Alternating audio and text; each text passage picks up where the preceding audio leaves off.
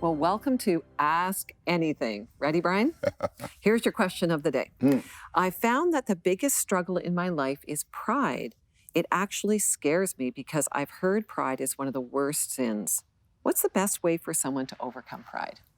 Oh, very good question. You know, pride is universal. Just want to say that right out front. I don't know exactly what you're dealing with, whether you're condescending, verbally aggressive, or, many times because we're good at what we do and we have a talent or a skill or even an education level, we might feel that pride. But pride is universal. And God has given every born-again child of God a master key to actually break the hold of pride and destroy it.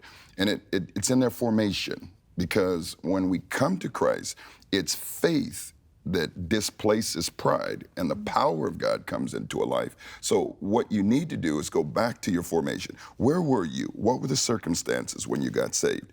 Many times we were at the end of ourselves, and that's where we came to the beginning of God. That's where pride actually felt the death knell of God. And so it's important to do that and then actually move from there. Okay. All right. And question for you. Oh, wow. That must be a hot question. Whoa. Lorie, how can we truly know God exists? Well, that is a big question, isn't it? It caused me to fumble. Well, when we look at the scripture, it's actually not a case to prove that God exists. In fact, the very first verse says, in the beginning was God. The scripture assumes there is a God. In fact, but on the other end, it warns us, those who do not believe there's a God, they're called fools in scripture. How can we know for sure God exists?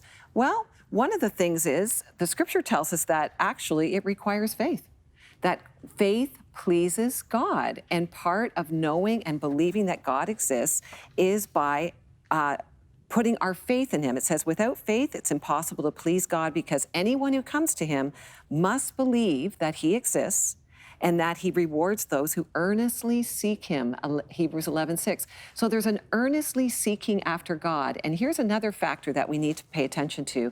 Scripture says you actually don't have any excuse to know the existence of God, because it's all around us. We see it in creation, the existence of God.